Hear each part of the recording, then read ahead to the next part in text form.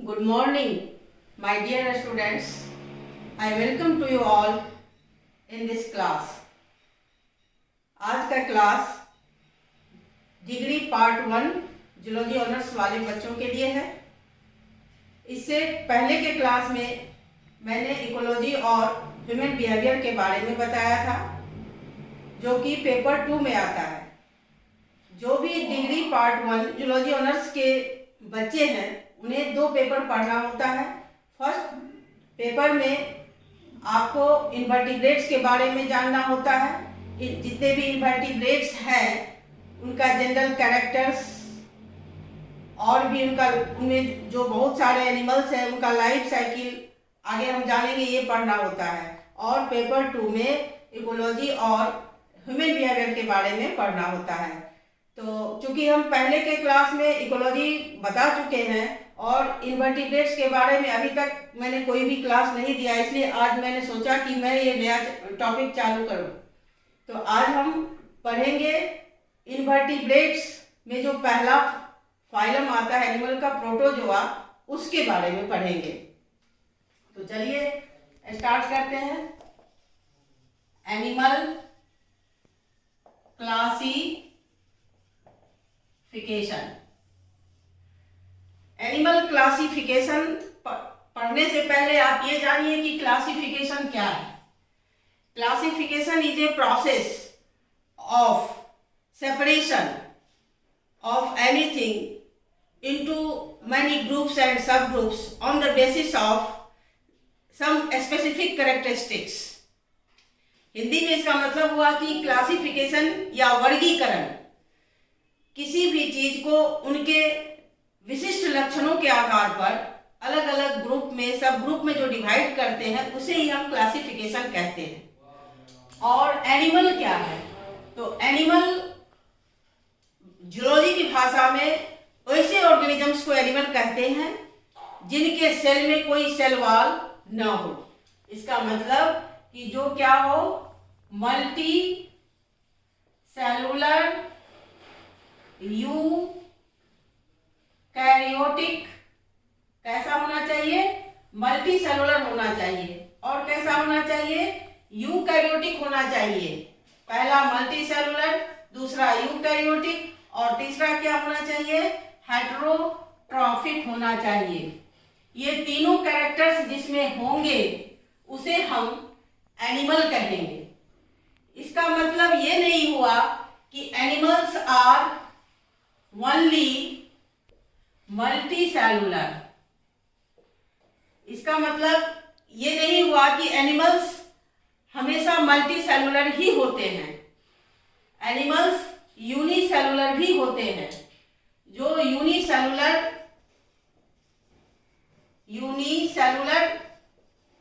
Animal है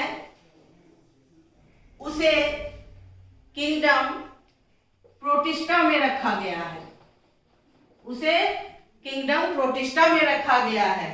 और unicellular animals का जो फाइलम है वो है प्रोटोजोआ। तो इस तरह हम क्लासिफिकेशन का मतलब समझे और एनिमल का मतलब समझे। एनिमल्स का जो 5 kingdom system of classification R.H. Whittaker ने दिया था, उसके अनुसार से जो एक्सेप्टेड है उसके हिसाब से एनिमेलिया किंगडम में एनिमल्स आते हैं। और एनिमेलिया किंगडम में उन्हीं एनिमल्स को रखा जाएगा जो यूकैरियोटिक हो, उसके बाद मल्टी सेलुलर हो और जो हेटेरोट्रॉफिक हो, और चौथा जिसमें सेल वॉल एब्सेंट हो। इन चारों कैरेक्टरिस्टिक्स में द मोस्ट इंपॉर्टेंट कैरेक्टरिस्टिक्स, सबसे प्रमुख लक्षण एनिमल के लिए यही है। क्या है? सेल वॉल एब्सेंट, यानी कोशिका भित्ति का अनुपस्थित होना, कोशिका भित्ति का नहीं पाया जाना, ये एनिमल्स का कैरेक्टर कहलाता है। और एनिमल्स 2 तरह के होते हैं, unicellular and multi cellular. Multi cellular animals को एनिमेलिया किंगडम में रखा गया और यूनिसेलुलर एनिमल्स को प्रोटिस्टा किंगडम में रखा गया। प्रोटिस्टा किंगडम ऐसा किंगडम है जिसमें यूनिसेलुलर एंड यूकैरियोटिक ऑर्गेनिजम्स आते हैं।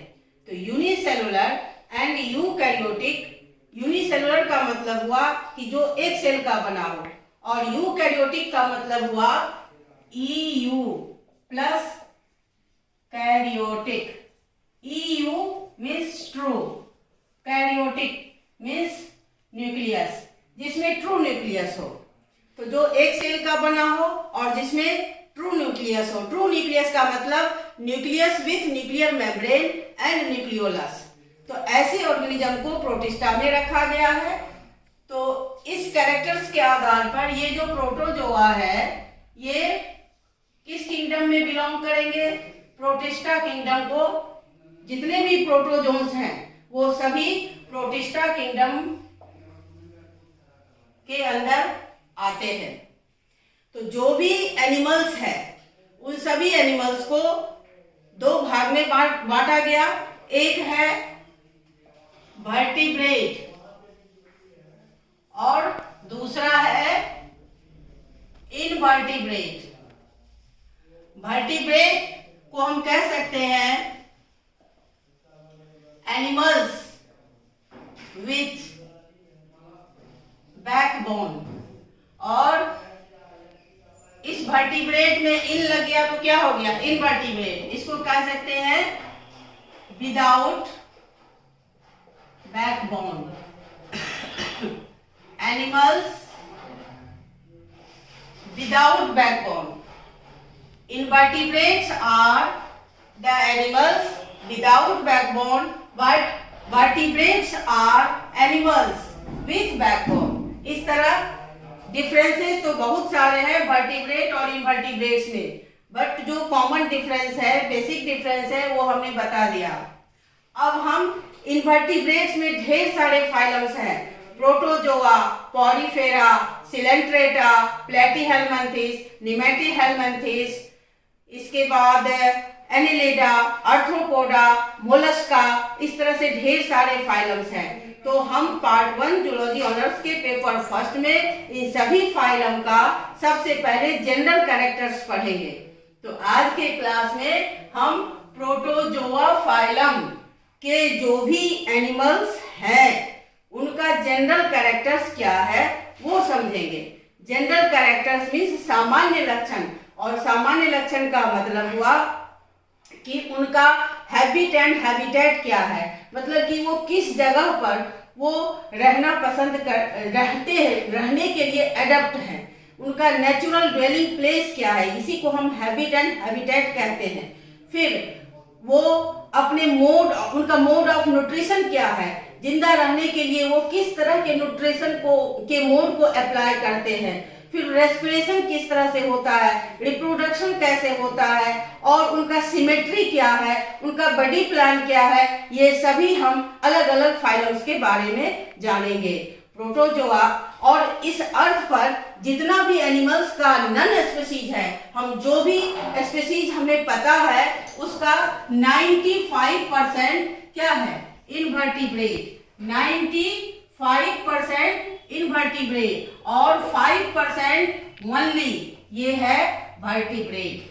और इस 95% में फिर अलग अलग जानेंगे कि कितना प्रोटोजोन्स है, कितना पॉरीफेरस है, ये बाद में पढ़ेंगे। अभी हम जनरल कैरेक्टर्स पढ़ेंगे। तो जनरल कैरेक्टर्स क्या होगा प्रोटोजोआ का? आइए जानते हैं जनरल कैरेक्टर्स ऑफ प्रोटोजोआ। सबसे पहला, ये कैसा है, एनिमल कैसा है? क्या हम इसको नेकेड आई से देखते हैं? तो इसको नेकेड आई से नहीं देख सकते हैं। जिसको नेकेड आई से नहीं देख सकते हैं उसको बोलते हैं माइक्रोस्कोपिक।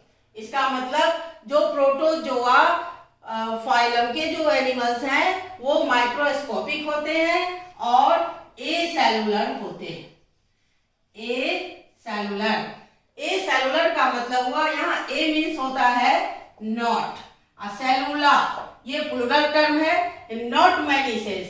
इसका मतलब हुआ, ए सेलुलर का मतलब हुआ कि ये सिर्फ एक सेल का बना होता है, ये मल्टी सेलुलर नहीं है। दूसरा, इनका हैबिटेट क्या है? हैबिट और हैबिटेट क्या है? तो ये एक्वेटिक होते हैं। एक्वेटिक होते हैं, जल में रहने वाले जंतु को एक्वेटिक बोलते हैं। ये फ्रेश वाटर भी हो सकते हैं, फ्रेश वाटर, और दूसरा मेराइन भी हो सकते हैं। तीसरा, इनके बॉडी का शेप क्या है? तो इनके बॉडी का शेप, हर किसी का शेप उसके फिजियोलॉजिकली एडेप्टेशन से रिलेटेड होता है। मीन्स कि वो कौन से काम करते हैं, किसी भी शेप का रिलेशन उसके काम से होता है। तो चूंकि ये एसेलुलर ऑर्गेनिजम्स है, इसमें जितने भी, इसे हम यूनिसेलुलर भी बोल सकते हैं, unicellular.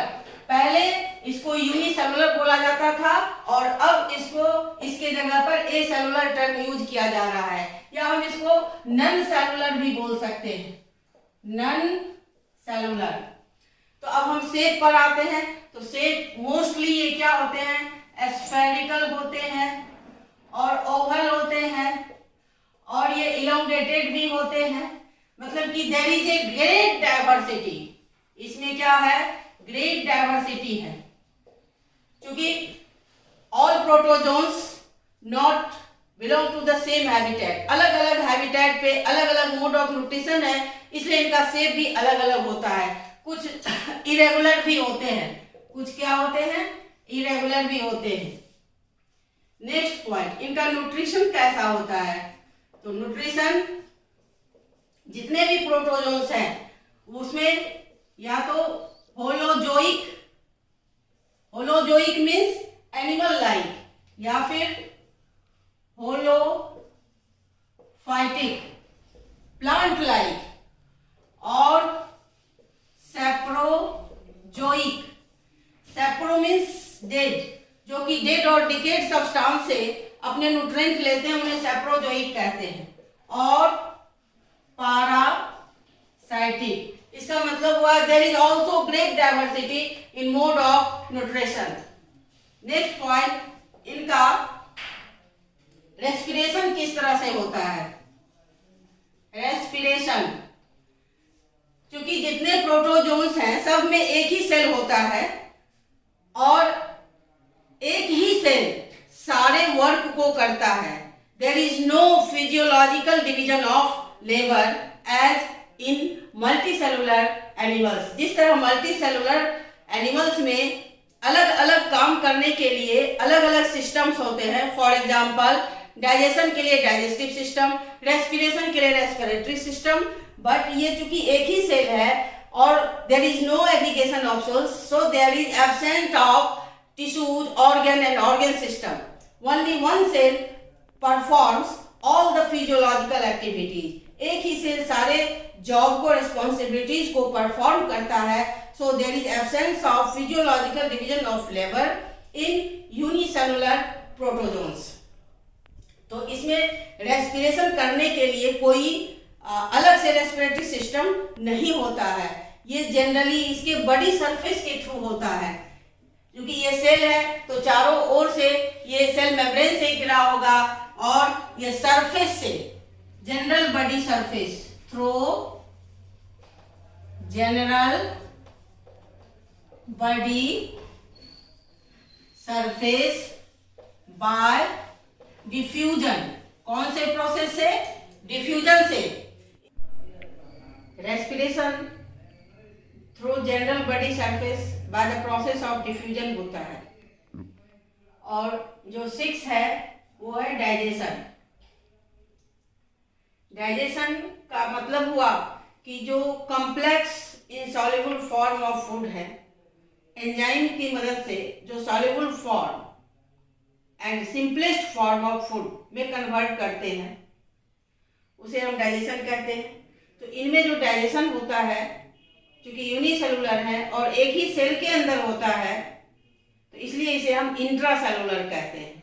When digestion occurs within the cell, then it is called intracellular, and if it occurs outside the cells, then it is called extracellular. In our cells जो मल्टीसेलुलर ऑर्गेनिजम्स हैं, जिनमें ऑर्गेन ग्रेड ऑफ ऑर्गेनाइजेशन है, उनमें extra cellular होता है। लेकिन ये जो प्रोटोजोन्स हैं, जिनमें एक ही सेल है, इनमें मोड ऑफ डाइजेशन कैसा है? तो इंट्रासेलुलर। इंट्रा मीन्स विदिन और सेलुलर यानी सेल के अंदर। सपोज ये सेल है तो ये सेल मेम्ब्रेन हुआ और इसी के अंदर डाइजेशन, ये न्यूक्लियस, इसी के अंदर जो डाइजेशन होता है इसे हम इंट्रासेलुलर कहते हैं।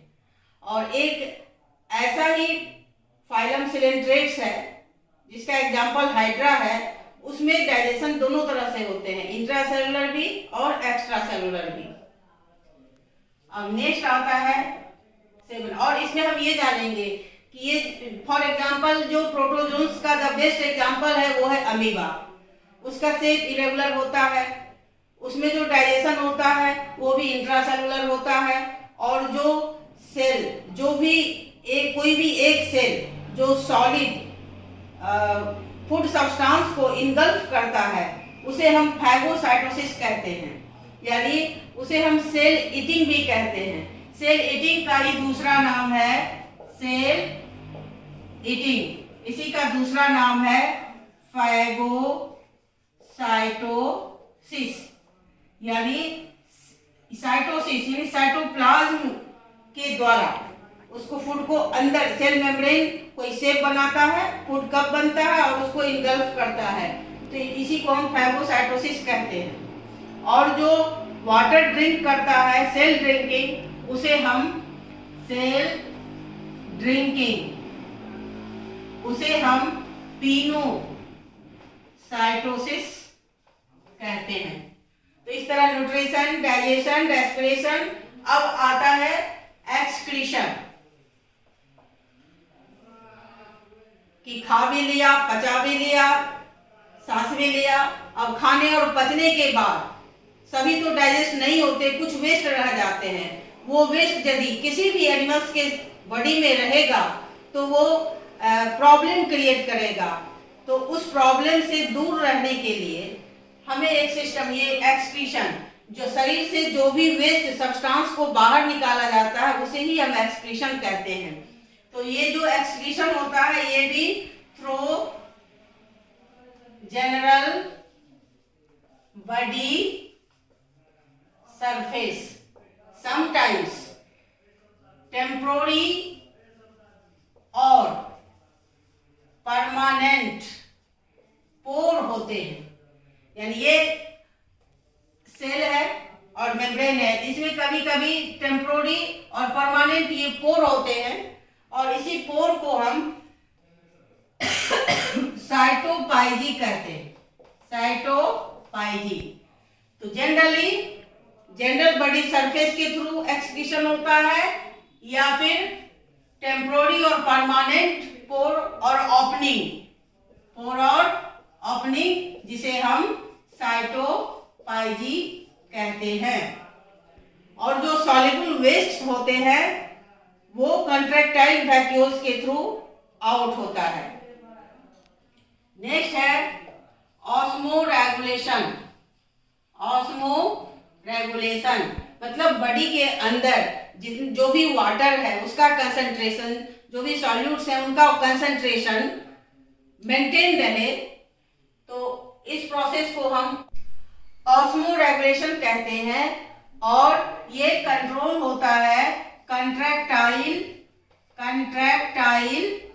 वैक्यूल के द्वारा। तो इस तरह हमने सीखा कि प्रोटोजोन्स में किस तरह से न्यूट्रिशन, रेस्पिरेशन, डाइजेशन, एक्सक्रीशन ये सब प्रोसेस होते हैं। अब लास्ट ऑप्शन हमारा आता है रिप्रोडक्शन का।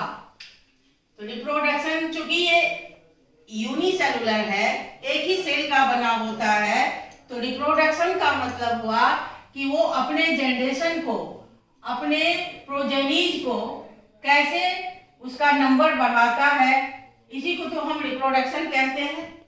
तो रिप्रोडक्शन इसमें दो तरह से होता है। रिप्रोडक्शन दो तरह से, पहला एसेक्सुअल और दूसरा sexual. Asexual means without involvement of gamete, because A means not. Gamete बन भी सकता है, नहीं भी बन सकता है, लेकिन जायगोट एसेक्सुअल रिप्रोडक्शन में कभी नहीं बनेगा। और सेक्सुअल रिप्रोडक्शन का मतलब हुआ कि जिसमें जायगोट बनेगा, फर्टिलाइजेशन होगा। तो इसमें दो मोड पाए जाते हैं, एसेक्सुअल एंड सेक्सुअल। ये एसेक्सुअल फेवरेबल कंडीशन में होता है, एसेक्सुअल फेवरेबल कंडीशन में होता है, जबकि सेक्सुअल अनफेवरेबल कंडीशन में होता है। सेक्सुअल अनफेवरेबल कंडीशन में और एसेक्सुअल फेवरेबल कंडीशन में होता है। प्रोटोजोन्स आर लोअर वर्टिब्रेट्स, ये लोअर वर्टिब्रेट्स हैं। लोअर वर्टिब्रेट्स उन्हें कहा जाता है कि जिनका जो सेलुलर, जिनका level of organization very simple हो। इट मीन्स कि उनका लेवल ऑफ ऑर्गेनाइजेशन सिर्फ सेलुलर लेवल तक हो, जिनमें सीलोम, ट्रू सीलोम नहीं पाया जाता हो, इन तरह के, और जिनमें माउथ ना हो, एनस ना हो, गट ना हो, मतलब कि जिनका डेवलपमेंटल लेवल कम हो, वेरी लो हो, उसे ही हम लोअर इनवर्टिब्रेट्स कहते हैं। तो protozoa is also lower invertebrate. तो इनमें जो लोअर इनवर्टिब्रेट्स हैं उनमें मोस्टली एसेक्सुअल और सेक्सुअल, तो इनका जो रिप्रोडक्शन है एसेक्सुअल वो फेवरेबल कंडीशन में होता है, और जबकि सेक्सुअल रिप्रोडक्शन अनफेवरेबल में होता है। अनफेवरेबल में इसलिए होता है कि सेक्सुअल रिप्रोडक्शन में डाइवर्सिटी काउज होता है, मोस्ट वेरिएशंस होता है, और वेरिएशंस के वजह से वो अनफेवरेबल कंडीशन में अपने आप को एडप्ट करते हैं। इसलिए अनफेवरेबल कंडीशन में इनवर्टिब्रेट्स में सेक्सुअल रिप्रोडक्शन होता है। ये एसेक्सुअल रिप्रोडक्शन किसके थ्रू होता है? Bye fission. फिजन मीन्स टूटना, और ये फिजन दो तरह के, एक बाइनरी और दूसरा मल्टीपल फिजन। बाइनरी फिजन में कोई एक सेल दो सेम आकार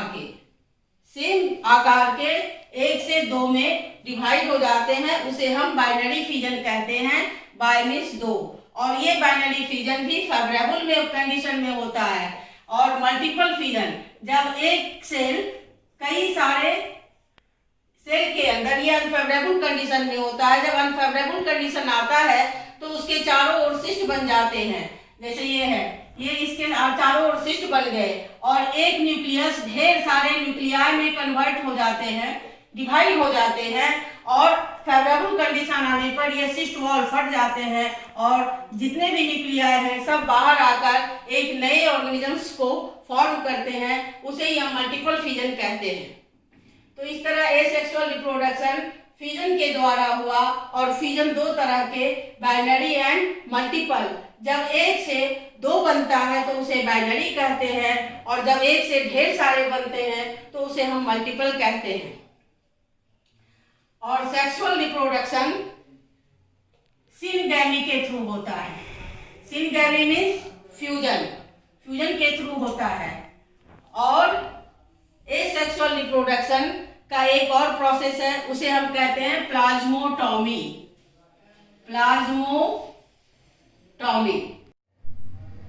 अब हम ये जानते हैं कि प्रोटोजोन्स अकेले रहते हैं या कॉलोनी में रहते हैं। तो सम प्रोटोजोन्स आर सोलिटरी, जो अकेले रहता है उसे सोलिटरी कहते हैं, और जो कॉलोनी यानी ग्रुप में रहते हैं तो उसे हम कॉलोनियल कहते हैं।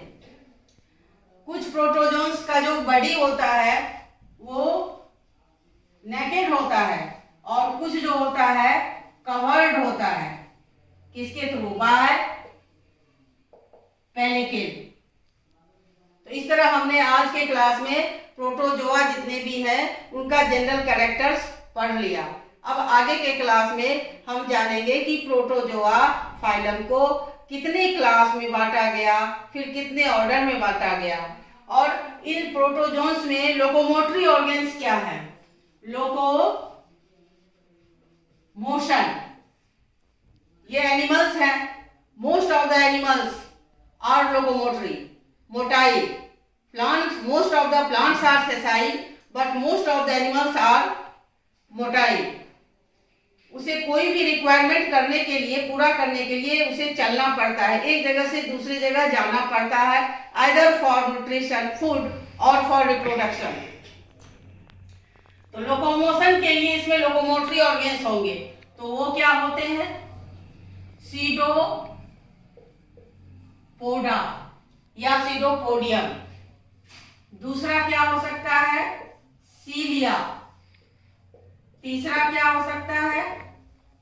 फ्लैजेला। और चौथा एब्सेंट। ठीक है, तो सीडोपोडिया, हिंदी में इसको कूटपाद कहते हैं। Pseudo means false, poda means foot, जिसमें फॉल्स फुट हो, तो इसे हम सीडोपोडा बोलते हैं। और ये राइजोपोडा क्लास में पाया जाता है। सीलिया ये सीलिएटा क्लास में पाया जाता है। फ्लैजेला ये मैस्टिगोफोरा क्लास में पाया जाता है। और जिसमें कोई भी लोकोमोटरी ऑर्गन्स ना हो, इनका मतलब कि उन्हें फूड के लिए कहीं जाना नहीं पड़ता है। इसका मतलब वो रेडीमेड फूड का यूज करते हैं। जिनमें एब्सेंट हो वो है asporozoa. Thank you so much for today class. आशा है कि आपने बहुत कुछ सीखा होगा और हमें फीडबैक भी अच्छा मिलना चाहिए। जो कुछ आज के क्लास में कमी रह गई उसे हम नेक्स्ट क्लास में पूरा करेंगे। Thank you so much.